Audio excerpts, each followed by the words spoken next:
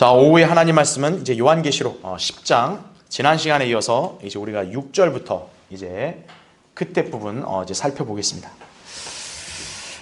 자, 지금 이제 우리가 지난 시간에 배운 내용을 상기해 보면 이제 여기 힘센 천사는 예수 그리스도시라고 우리가 해석을 했죠. 그분이 이제 환란 어느 시점에 이제 이스라엘의 남은 자들, 환란 성도들에게 출현하신다는 사실을 우리가 이제 살펴봤습니다. 6절부터 7절을 보겠습니다. 자, 하늘과 그 안에 있는 것들과 땅과 그 안에 있는 것들과 바다와 그 안에 있는 것들을 창조하신 영원 무궁토록 살아계신 그분을 두고 맹세하기를 더 이상 지체하지 않을 것이라. 일곱째 천사가 소리를 내는 날들에 그가 나팔을 불게 되리니 그때에 하나님의 신비가 그분께서 자기의 종들인 선지자들에게 선포하신 것과 같이 이루어질 것이라고 하더라 말씀을 하고 있죠. 자, 1번을 보시면은 교환에 자, 여기 이제 이 천사가 분명히 서 있는 게 어때요? 바다에 서 있고 땅에 서 있다. 제가 이건 여러분한테 지난 시간에 설명드렸다시피 이제 여기에 바다는 지중해일 가능성이 높다. 예. 그러면 땅은 뭐냐? 지중해와 인접해 있는 팔레스타인 땅, 이스라엘 땅이라고 보는 게 적합하다는 거죠. 예. 지금 여기에 이렇게 각각 서 있다라는 것을 우리가 연상해 볼 수 있겠죠.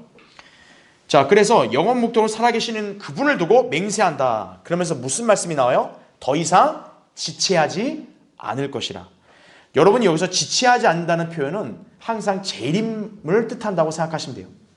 그러니까 지체하지 않는다는 얘기는 이제 예언의 말씀을 이루신다는 거기 때문에 여기서 지체하지 않는다는 곧 주님이 다시 오신다. 이 뜻이라는 것을 여러분이 이해하시면 되겠습니다. 예. 자, 그래서 이제 주님이 다시 오시면 어떻게 돼요? 그분이 땅으로 바다와 땅을 밟죠. 그죠? 발로. 그렇죠? 바로 이건 뭐냐면 그분이 여기를 차지한다는 의미를 내포하는 거예요. 그래서 예수 그리스도 우리 주님께서 한 발은 팔레스타인 땅, 또 다른 발은 지중해 딛고 서 있는 것은 땅과 바다의 소유와 어떤 관계가 있다는 사실을 우리는 이해할 수 있겠죠. 예. 왜냐하면 발로 밟는 거는 그 정복이니까. 그렇죠?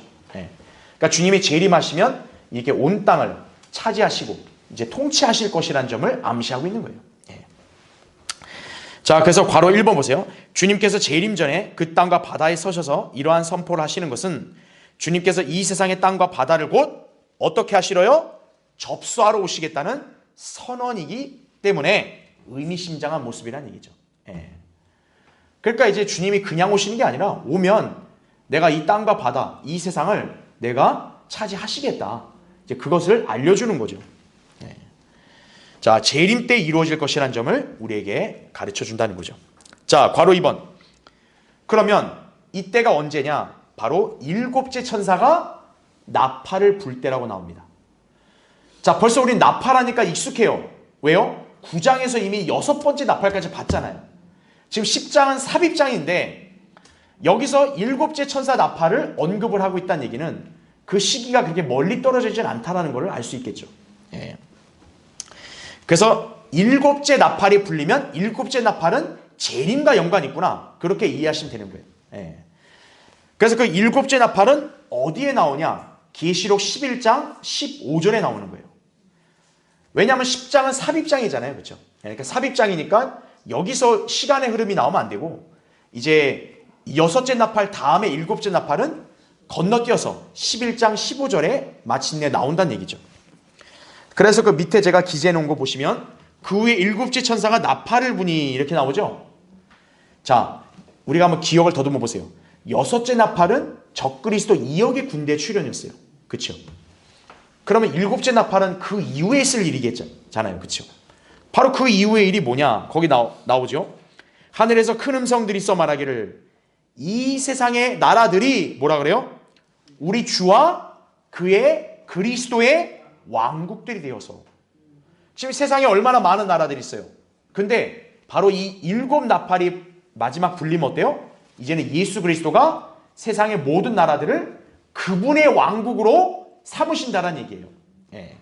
지금은 마귀에게 속해 있단 말이에요.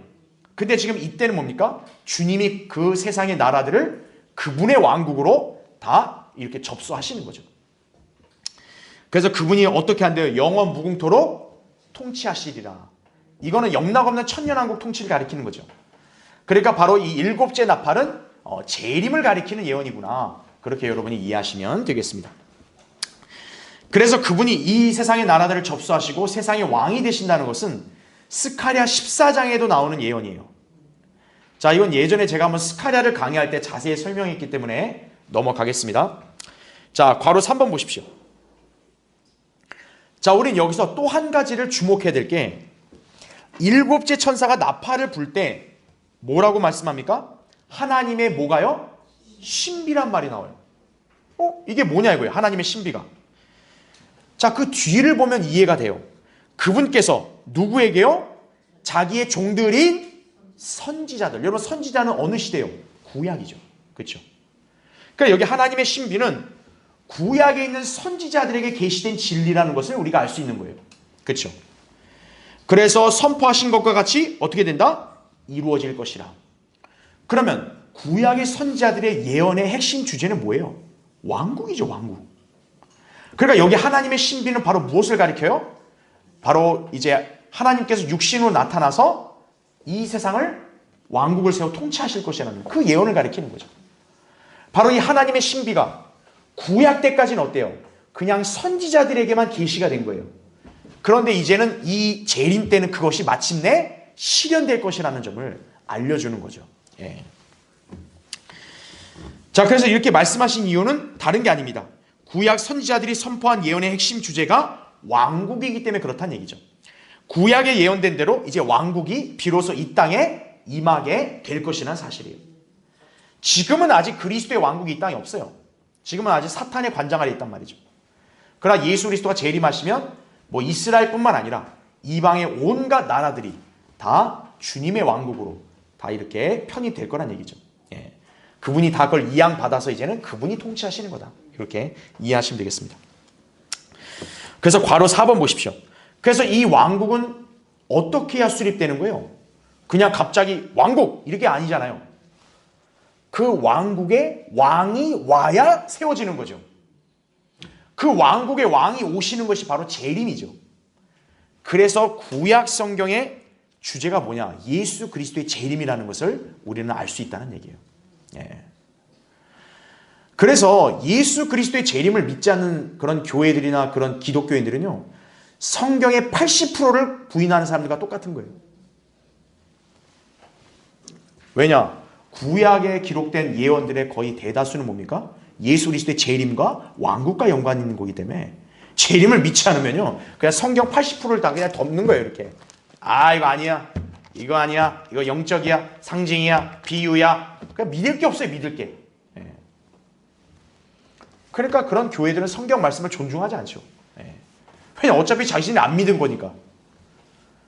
오로지 뭡니까?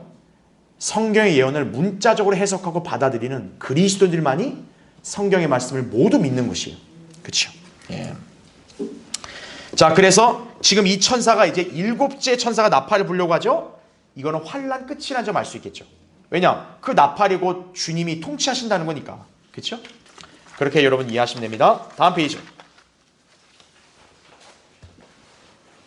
자, 메뉴의 2번을 보시면, 자, 우리 방금 읽었던 본문 7절 이 말씀과 또 아까 우리 교환에서 봤던 계시록 11장 15절 다 뭡니까? 왕국이죠.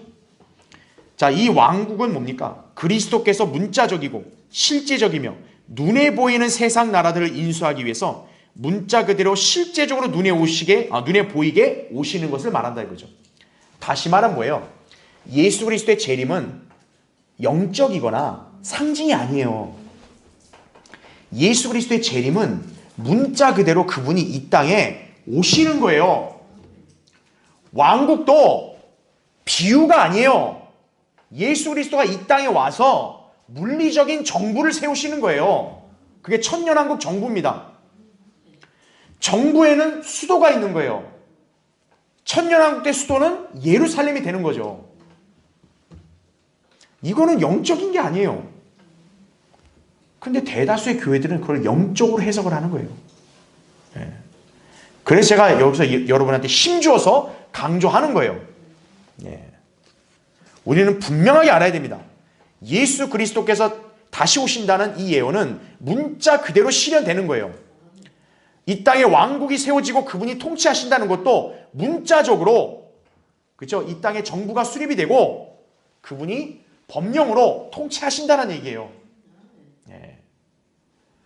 그거를 믿는 사람이 성경대로 믿는 그리스도인이에요. 그걸 믿지 않는 사람은 성경대로 믿는 그리스도인이 아닙니다. 예. 괄호 1번 보시죠. 이 일은 그리스도의 초림 때 일어났어요? 일어나지 않았어요? 일어나지 않았습니다. 근데 일반 교회들은 이걸 다 초림에다 갖다 맞추는 거예요. 아니라고요. 주님이 이 땅에서 실제적으로 문자적으로 통치하신 적이 없어요. 인류 역사 6,000년 통틀어. 예수 그리스도께서 세상 나라들을 인수했던 적이 있어 없어요? 없습니다. 지구에 있는 나라들 중에서 예수 그리스도를 성경대로 믿는 민족이 어디 있어요? 없죠. 오히려 이 세상 나라들은 누구에게 속해 있어요? 사탄에게 속해 있는 거예요. 그래서 세상 체제가 뭡니까? 사탄적으로 그렇게 수립이 되고 운영이 되는 거예요. 그래서요. 예. 자, 사탄이 초림 때 예수님을 시험하면서 뭐라고 유혹을 했죠? 세상 왕국들을 자기가 원하는 자에게 줄 수 있다 이거예요. 네. 그러니까 예수님한테 뭐라는 거예요? 나한테 경배하라는 거죠. 나한테 경배하면 왕국 주겠다고. 네. 근데 주님이 그러실 이유가 있어요? 필요도 없어요. 왜? 주님이 알아서 재림 때 다 차지하실 거기 때문에. 네. 그러나 주님께서는 사탄의 그 회유를 부정하지 않았어요. 야, 니한테 무슨 왕국이 있어? 이런 말씀 안 했다고요. 맞아. 현재 이 세상은 너에 속해 있다. 얘기했다 이거죠. 그래서 괄호 2번 보시면 현재 이 세상의 통치자는 누굽니까? 사탄이에요. 더 나아가서 이 세상의 신도 누구예요? 사탄이에요. 여러분 일반 종교들이 신봉하는 신 다 궁극적으로 누구를 가리키는 거예요? 사탄을 가리키는 거예요. 그걸 꼭 기억하셔야 돼요.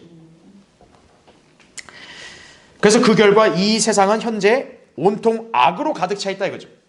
불의와 부정과 불법이 만연하고 있는 것이에요. 예. 오늘날 신문이나 언론 매체를 보면요. 죄다 무슨 내용이냐? 전쟁, 기아, 폭력, 사기, 음행, 난무하죠. 그렇죠? 신문을 제대로 보면요. 사람이 정신이 나가버리는 거예요. 내가 이런 세상에 살고 있네. 이렇게 되는 거죠. 신문, 뉴스 어디를 봐도 긍정적인 소식은 없어요. 다 뭡니까? 오늘 몇 월 며칠 몇 시에 누가 누구에 의해서 죽임을 당했습니다. 이거죠. 오늘 경찰이 사기꾼들을 잡았습니다. 이거죠. 다 내용이 그거예요. 다. 여러분 지금 예수님이 이런 세상을 다스리고 있다고요 지금? 일반 교회들은 그렇게 얘기하는 거예요. 아, 교회들은 지금 예수님이 이 세상을 지금 통치하고 있다는 거예요. 예수님이 통치하는데 그런 사기와 살인과 음행이 나는 거예요? 전혀 말도 안 되죠. 괄호 3번 보십시오. 무엇보다 예수 그리스도께서는 지상에서 실제적으로 물리적으로 보좌에 앉은 적이 있어요 없어요? 없어요. 성경에서 왕국에 관한 예언에서는 필수적으로 뭐가 등장하냐? 보좌가 등장하는 보좌. 보좌는 왕의 위치와 권위를 상징하는 자리예요. 거기에 앉아야 돼요. 근데 예수 그리스도가 앉은 적이 있습니까? 없습니다. 예수님께서는 초림 때 자기 백성이 거부를 해가지고 그분이 이 땅에 수립하고자 하는 왕국도 수립을 못 하셨어요.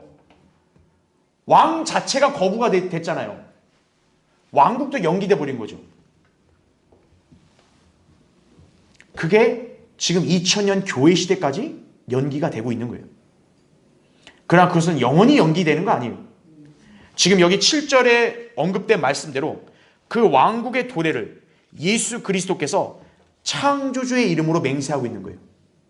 즉 뭐냐? 여러분 여기 6절 7절에 보면은 바로 지금 예수 그리스도 천사가 이렇게 맹세하면서 말하는 거잖아요. 뭐라 그래요? 지체하지 않는다. 아니 성경에 이런 약속이 있는데 왜 아직도 안 이루어집니까? 지금 지체되고 있는 거죠. 그러나 여기서 주님은 선포하죠. 더 이상 지체 안 할 거다. 이제는 이루실 거란 얘기죠. 예. 그래서 괄호 4번 결국 주님께서 이 땅에 태어나신 목적이 뭡니까? 여러분, 주님이 이 땅에 왜 태어나셨죠? 우리를 구속하시기 위함도 있겠지만 더 우선적인 건 뭐예요? 그분이 다윗의 보좌에 앉아 이스라엘을 통치하고 나아가서 온 땅을 통치하시기 위해서 태어나신 거예요. 우리는 그 점을 기억해야 됩니다. 네. 성경의 주제를 구원만 갖다 붙이면요, 예수님이 십자가에 매달려 죽기 위해서만 오신 줄 아는 거예요. 아닙니다. 예수 그리스도가 이 땅에 오신 목적은 왕으로서 오신 거예요. 그 왕을 그분의 백성이 거부하니까 이방인들을 구원하시기 위해서 십자가의 그 고초를 겪으시고 결행하신 거죠. 그러나 그분이 애초에 갖고 계신 왕국의 계획은 한 번도 변한 적이 없어요. 그거는 반드시 이루어질 거란 얘기죠. 그렇죠? 재림 때 성취될 거란 말입니다. 그렇죠? 누가복음 1장 거기 32절 33절에 나온 게 예수님의 탄생에 대해서 천사 가브리엘이 예고할 때 뭐라 그랬어요? 그는 위대하게 될 것이며 가장 높으신 분의 아들이라 불릴 것이요. 중요한 거. 또 주 하나님께서 그에게 뭐라고 합니까? 그의 조상 다윗의 보좌를 주실 것이며 나오잖아요. 다윗의 보좌. 여러분, 이게 영적입니까? 다윗의 보좌를 영적으로 뭐라고 해석해야 돼요? 이거를? 여기는 성도의 마음의 보좌가 아니에요. 다윗, 이스라엘의 조상 아니에요. 다윗의 보좌가 어디 있습니까? 예루살렘에 있잖아요. 바로 그것을 예수 그리스도께 주신다는 거죠. 그러면서 그는 야곱의 집안을 뭐라고 해요? 영원히 통치할 것이라. 아니, 이렇게 예언을 했는데 이게 예언이 아니라고 그러고 이게 영적으로 하면 이거 말이 안 되는 거잖아요. 그렇죠? 네. 주님이 빈말하실 분이 아니잖아요. 그렇죠? 밑에 스가랴 14장 9절에도 주께서는 온 땅을 치리할 뭐가 되신다? 왕이 되신다. 여기 온 땅이라 했을 때는 이스라엘만이 아니죠. 바로 온 세상의 모든 나라들까지 다 아울러서 그분이 왕으로서 통치하신다는 거죠. 그래서 그날에는 누구만 계신다고 나와요? 한 분 주께서만 계신다. 부처 없어요. 알라 없어요. 그때는. 그때 공자 없어요. 교황 없어요. 성모 없어요. 그때는 오직 한 분 주 예수 그리스도만이 이 온 땅의 왕으로서 계시고 통치하실 거란 얘기죠. 그래서 그의 이름 뭐라 그래요? 하나만 있으리라. 그 이름이 바로 예수예요. 예수. 하나님 아버지께서 그 예수라는 이름을 가장 높이셨다고. 그 예수 그리스도를 믿지 않는 사람은 지옥으로 가는 거예요. 멸망하는 거예요. 살아있을 때 지금 이 순간 예수 그리스도를 믿은 사람은요, 안전한 것이 그분과 함께 영광스러운 왕국에 동참하는 거예요. 그걸 우리가 잘 기억을 해야 됩니다. 자, 이제는 두 번째 주제, 하나님의 말씀을 먹는 요한에 관해서 한번 보겠습니다. 자, 여러분 거기 8절부터 11절 보시죠. 자, 여기 굉장히 흥미로운 장면이 묘사가 돼요. 여러분, 이 장면이 무엇을 의미하는지를 한번 잘 생각해 보세요. 자, 8절 보시면 또 내가 하늘로부터 들은 그 음성이 내게 다시 말하여 이르기를 가서 바다와 땅 위에 서 있는 그 천사의 손에 펴놓은 작은 책을 가지라고 하더라. 그래서 내가 그 천사에게 가서 그에게 말하기를 그 작은 책을 내게 주소서라고 했더니 그가 나에게 말하기를 집어서 먹어버리라. 네 배에는 쓰겠지만 네 입에는 꿀처럼 달 것이라고 하더라. 그리하여 내가 천사의 손에서 그 작은 책을 가져다가 먹으니 내 입에는 꿀처럼 다나 먹고 나니 내 배에는 쓰더라. 그때 그가 내게 말하기를 내가 많은 백성들과 민족들과 언어들과 왕들 앞에서 다시 예언해야 하리라고 하더라. 이렇게 말씀하고 있죠. 예. 자, 거기 이제 1번 보시면, 자, 8절에 또 내가 하늘로부터 들은 그 음성이 말하여 이르기를, 이렇게 나오죠. 하늘로부터 음성이 나왔다. 지금 하늘에 누가 있는 거예요? 천사가 있죠. 그러니까 이 음성은 천사 위에서 내려오는 거죠. 자, 하늘로부터 음성이 나온 경우가 성경에 또 나옵니다. 바로 신약의 마태복음에 예수님이 침례를 받고 올라오실 때 하늘에서 음성이 났죠. 그때 음성이 뭐였냐면 이는 내 사랑하는 아들이요 내가 기뻐하는 자라고 마태복음 3장 17절에 말씀을 하십니다. 성령이 비둘기같이 내려왔고 하늘에서 아버지의 음성이 들렸고 아들 하나님이 지금 그 땅에 계시고 삼위일체 하나님을 보여주는 거죠. 그렇죠? 예. 그러니까 여기서 하늘에서 나온 음성은 바로 그와 같다는 사실을 여러분이 기억을 하시면 된다는 얘기죠. 자, 다음 페이지 보세요. 자, 그럼 이제 여기 8절과 9절 보면 작은 책이 등장을 해요. 이 천사의 손에 있는 작은 책, 이걸 요한이 먹습니다. 자, 사실 교리적으로 본다면 이 작은 책을 정확히 뭐라고 지칭하기는 좀 애매해요. 예. 왜냐하면 성경에서 친히 이게 무슨 책이라고 말씀하지 않았어요. 그러나 우리가 영적으로도 실제적으로 본다면 사실 이 작은 책은 하나님의 말씀으로 충분히 볼 수 있다는 얘기죠. 예. 그러니까 교리적인 예언으로는 정확하게 이거를 단정하지 못해도 일단 우린 뭐예요? 이 작은 책이라 했을 때는 하나님의 말씀이라고만 여러분이 이해하셔도 무방하다는 얘기죠. 예. 그래서 여기서 하나님의 말씀을 어떻게 하는 거예요? 요한이 먹는다는 얘기죠. 예. 그렇게 여러분 이해하시면 됩니다. 자, 그래서 괄호 1번 보시죠. 자, 이 작은 책을 요한이 받아서 어떻게 해요? 먹습니다. 근데 이미 예고했어요. 먹을 때는 어때요? 꿀처럼 달아요. 근데 배에 가서 이제 소화가 될 때 어때요? 어우, 써! 이렇게 되는 거죠. 예. 아니, 어떻게 이런 조화가 있을까? 이거 좀 뭔가 안 맞는 거 아닌가? 이렇게 생각할 수 있겠죠? 자, 일단 하나씩 차근차근 보겠습니다. 사도 요한이 입에서 먹어서 달다 그랬죠? 자, 이건 다윗의 고백과도 일치합니다. 성경은 하나님의 말씀을 먹는 음식으로 비유하죠. 그러니까 여기서 작은 책을 먹었다라는 장면을 보면 이 작은 책이 일단 말씀이라고 해도 괜찮다는 거예요. 충분하다는 거죠. 그렇죠? 그래서 특히 이제 요한은 이 말씀을 먹었을 때 달다 그랬어요. 자, 밑에 시편 119편 103절도 다윗도 이렇게 고백합니다. 주의 말씀들이 뭐라 그래요? 어찌 그리 단지요. 정녕 내 입에 꿀보다도 단이다. 이렇게 나오죠. 꿀보다 단이다. 네. 여러분 하나님의 말씀의 맛을 알잖아요. 그 말씀을 너무 달아서 여러분 정말 너무 즐거워서 어쩔 줄 모르는 거예요. 네. 그게 말씀의 진가 나는 성도예요. 근데 말씀을 들어도 이게 단지 뭔지도 모르고 그냥 아직 그러면 안 된다 이거죠. 감각이 살아있어야 돼요. 여러분이 하나님 말씀을 딱 제대로 된 말씀 들었을 때는 꿀을 먹은 것처럼 아주 달콤한 그런 기분을 여러분이 만끽하셔야 되는 거예요. 예. 자, 그 밑에 욥기 13장 12절도 내가 그의 입술의 명령에서 돌아서지 아니하였고 내가 그의 입의 말씀들을 내게 필요한 뭐보다요? 음식보다 더 귀히 여겨도다. 그러니까 말씀을 음식으로 비유한다는 사실을 우린 충분히 알 수 있겠죠. 그렇죠? 예레미야 15장 16절 밑에 보면 주의 말씀들이 발견되었기에 잘 보세요. 내가 그것들을 어떻게 했대요? 먹었더니. 말씀을 먹는다라는 그런 행동으로 묘사하죠. 그러니까 여기 요한이 작은 책을 먹었다 했을 때도 역시 어때요? 하나님 말씀을 먹었다라고 여러분이 이해하셔도 된다는 얘기예요. 예. 그 다음 밑에 괄호 2번 보시면 또한 성경이 친히 하나님의 말씀을 일컫는 두루마리를 먹는 장면을 또 언급을 합니다. 그게 어디 나오냐? 에스겔 3장 3절에 나와요. 그 밑에 보면 내게 말씀하시기를 인자야 내가 내게 주는 이 두루마리를 어떻게 하래요? 내 배로 먹게 하고 내 창자를 채우라 하시기에 내가 그것을 먹었더니 뭐라 그래요? 또 에스겔도 그것이 내 입에 꿀처럼 다니라. 지금 요한도 이 작은 책을 먹으니까 어때요? 꿀처럼 달다 그러죠. 다윗도 주의 말씀들이 꿀보다도 달다 그러죠. 에스겔도 이 두루마리를 먹었더니 꿀보다 달다 그러죠. 꿀처럼 달다 그러죠. 그러니까 우리는 여기서 작은 책이 하나님 말씀이라는 걸 이해할 수 있겠죠. 그렇죠? 예. 자, 그래서 밑에 괄호 3번 보세요.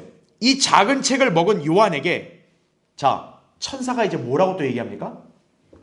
다시 예언하라고 말합니다.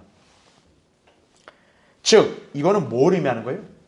여러분이 하나님의 말씀을 듣고 그 말씀을 믿음으로 받아들였죠. 그건 곧 먹는 것과 똑같은 행위예요.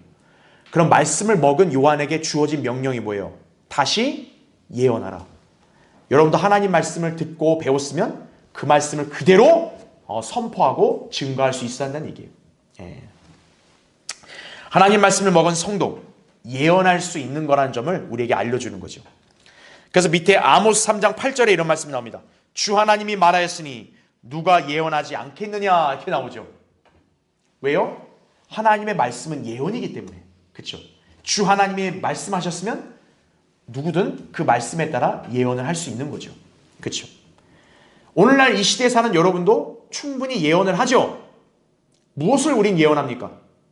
구원받지 않은 죄인은 죽으면 지옥에 간다는 예언을 하잖아요, 우리가. 그렇죠? 그리고 앞으로 이 세상은 멸망하게 될 거란 점을 역시 또 성경의 예언을 바탕으로 우리가 또 예언을 하죠. 그렇죠? 예. 자, 여러분도 지금 하나님 말씀을 먹은 사람과 똑같은 거예요. 여러분에게 바른 성경이 주어졌고 또 바른 이 성경으로 여러분에게 성경적 교리를 지금 이렇게 선포하고 있잖아요. 그럼 여러분은 지금 하나님 말씀 어때요? 받아서 먹은 거와 똑같다는 사실을 기억하셔야 돼요. 자, 그럼 이제 3번 보겠습니다. 집어서 먹어버리라, 이렇게 요한에게 명령합니다. 그런데 여기서 무엇을 예고하냐? 너의 배에는 어때요? 쓰겠다. 그러나 네 입에는 어떻다는 거예요? 꿀처럼 달다, 그죠? 먹을 땐 단데 이제 들어가서 소화시킬 때는 쓰다는 거예요. 여러분, 쓰다는 얘기는 굉장히 좀 고통이 있는 거죠. 자, 이거는 무엇을 뜻하냐면 말씀을 믿고 이해하고 즐기는 것은 꿀처럼 달아요. 그런데 배에서 소화시킨 말씀으로 인해 곧 말씀을 내가 실제 생활에 적용을 하고 실행을 할 때는 온갖 박해와 반대에 직면하겠죠. 그래서 그 결과가 어때요? 쓰다라고 여기서 말씀하고 있는 거예요. 그러니까 먹을 때는 단데 이게 이제 소화가 되는 때는 쓴 거잖아요. 여러분이 하나님 말씀을 듣고 배울 때는 즐겁고 기쁜데 그 말씀대로 살려고 하면 어떻게 되는 거예요? 이제 저항과 반대에 부딪히는 거죠. 박해를 받는 거죠. 그래서 우리 생활은 어떻게 돼요? 성경대로 살게 되면 고난과 박해 때문에 고통을 겪게 되는 거죠. 바로 그 점을 여기서 언급하고 있는 거예요. 그러니까 먹을 땐 단데 이제 배에서 소화될 때는 그게 쓰게 되는 거죠. 그렇죠? 자, 그래서 밑에 괄호 1번 보시죠. 말씀은 자, 음식으로 비유가 되는데 어떤 음식으로 등장하냐? 일단 젖입니다. 고린도서 3장 2절에 나온 젖이고 그 다음에 꿀이죠. 그 다음에는 사과, 그 다음에는 빵, 마지막으로는 단단한 음식인 고기로 그렇게 비유해서 불리고 있죠. 이런 유형의 음식들 모두 사람들의 입맛에 어때요? 좋죠. 여러분 다 어렸을 때 다 젖을 드셨잖아요. 그렇죠? 또 여러분 중에 꿀 싫어하는 분 계세요? 예, 꿀 좋죠. 사과 싫어하는 분, 예, 사과 이렇게 대표해서 과일, 나 과일 싫다, 그런 분 안 계시죠? 그 다음에 밥 안 먹고 산다 하시는 분 없죠? 고기, 나는 고기 싫다, 난 채식주의자다, 채식주의자 있는 분 계시겠지만 대다수 어때요? 고기는 다 맛있잖아요. 입맛에 좋죠. 자, 그래서 말씀을 먹고 깨닫는 것은 즐거운 일이란 사실이에요. 예. 그러니까 여러분이 이제 성경의 말씀을 읽고 또 설교를 듣고 하나님 말씀을 배우면은 이런 음식을 먹은 것과 똑같아요. 여러분, 사람이 음식 먹을 때 제일 신나잖아요. 즐겁고. 그렇죠? 괄호 2번 보시죠. 특히 믿는 자들에게는 하나님의 말씀이 뭐처럼 달콤해요? 꿀처럼 달콤한 법이에요. 여러분 혹시 경험해 보셨어요? 하나님 말씀의 진가를 알고 말씀을 계속 파고들고 읽고 공부하죠. 진짜 꿀 먹은 사람처럼 너무나도 막 그냥 황홀하고 기쁜 거예요. 예. 여러분은 그런 경험을 지금 하고 계신가요? 예. 그런 경험을 할 줄 알아야 돼요. 그래야 말씀의 진가를 아는 거예요. 예. 자, 왜 하나님 말씀을 여기서 꿀에 비유했을까? 일단 꿀은 천연 감미료예요. 이건 인공 조미료가 아니죠. 천연 감미료이기 때문에 영양분을 공급을 해주고 맛도 좋아요. 그리고 모든 박테리아를 박멸합니다. 이 꿀이. 그 다음에 사무엘상 14장에 보면은 요나단 있잖아요. 사울의 아들 요나단이 진짜 허기지고 전쟁으로 지쳐서 쓰러질 때요, 기운이 없을 때 꿀을 맛보니까 눈이 밝아집니다. 예. 그러니까 여러분도 꿀을 먹으면은 딱 이렇게 눈이 밝아지는 경우도 있어요. 예. 굉장히 근거가 있는 거죠. 그 다음에 잠언 16장 24절을 보면 꿀은 병을 낫게 하는 치료약도 된다라고 그렇게 언급이 됩니다. 그러니까 꿀이 굉장히 유용하잖아요. 그렇죠? 예. 하나님 말씀이 바로 그 꿀과 같다라는 거예요. 즉 하나님 말씀은 우리의 영적 생명을 강건하게 하는 역할을 수행한다는 사실이죠. 예. 꿀이 이러한 여러 가지 유익한 점이 있듯이 하나님 말씀은 우리의 영적 생명에 참으로 유익한 요소란 사실을 여러분 잘 기억하셔야 되는 거예요. 자, 그런데 괄호 3번 보시죠. 입으로 삼킬 때는 달아서 너무 좋았어요. 근데 이게 배에 들어가 소화가 될 때 어때요? 아우, 쓰다 이거죠. 아이고, 배 쓰린다, 속 쓰린다 이거죠. 이게 하나님 말씀의 특징입니다. 왜냐? 말씀을 듣고 배우는 그 순간은 기쁘고 즐거운데 여러분의 생활 속에서 이제 이 말씀을 실행하려고 하면 마귀가 관장하는 세상에 부딪히기 때문에 그런 거예요. 말씀은 때때로 우리를 세상의 눈에는 뭐처럼 보이게 해요? 바보처럼 보이게 합니다. 우리가 성경 읽고 하나님 말씀 공부하는 모습을 저 거듭나지 않은 사람들이 보면 뭐예요? 아이고, 할 일이 저렇게도 없나? 아이고, 저런 거 해봐야 뭐하냐? 저게 뭐가 재밌다고 저러냐? 이런다 이거죠. 그렇죠? 또 현재 살고 있는 시대, 사회적인 환경과 어긋나도록 우리를 이끕니다. 그렇죠? 세상의 풍조는 어때요? 악하고 반성경적이에요. 근데 우리는 성경적으로 살잖아요. 부딪힐 수밖에 없는 거죠. 그러니까 우리 생활에는 씁쓸할 수밖에 없어요. 그 다음에 심지어는 그 말씀과 더불어 뭐가 등장합니까? 십자가가 등장하는 거죠. 여러분이 이 말씀을 그대로 믿고 실행하려고 하죠. 고난과 박해가 수반이 되는 거예요. 그래서 이게 배에 들어가면 어떻다는 거예요? 쓰다란 말을 쓰고 있다는 얘기죠. 다음 페이지 보시죠. 그래서 맨 위에 괄호 4번을 보시면 성경대로 믿는 그리스도인이 성경을 이해하게 되면 자, 어떤 일이 벌어지냐? 독특한 사람으로 비춰집니다. 저 사람 좀 특이한 사람이에요. 이렇게요. 또 거슬립니다. 우리가 성경대로 행하면서 성경적인 걸 말하죠. 세상 사람들은 아주 신경이 거슬리는 거예요. 그런 얘기를 왜 해? 이런 식으로. 그죠? 그 다음에 뭐냐? 비협조적입니다. 성경적인 어떤 그런 습관이나 행동을 하려고 하면 세상이 그걸 좋아하는 게 아니에요. 그런 거 좀 하지 말지. 이런 식으로. 우리가 복음 전하려고 하면 어떻게 돼요? 꼭 그런 거 좀 하지 말지. 이런 식으로. 비협조적이죠. 그 다음에 뭐로 비춰져요? 분리주의자로 비춰지는 거죠. 그냥 좋은 게 좋은 거고 다 어울려 살지. 뭘 또 구원 안 받은 거, 뭘 또 지옥 가는 거, 뭘 또 성경 틀리고. 그런 얘기를 왜 해? 분리주의자처럼 우리가 비춰지는 거죠. 왜? 우리는 그런 사람들과 교제 안 하니까요. 그렇죠? 그리고 심지어는 뭐예요? 교회 분열을 일으키는 자처럼 우리가 그렇게 오명을 쓰죠. 똑같은 하나님이 있는데 왜 지들만 잘났다고 그러고 왜 남의 교회를 갖다가 그렇게 비판하고 그러고 난리야? 우리를 그렇게 평가하죠. 그렇죠?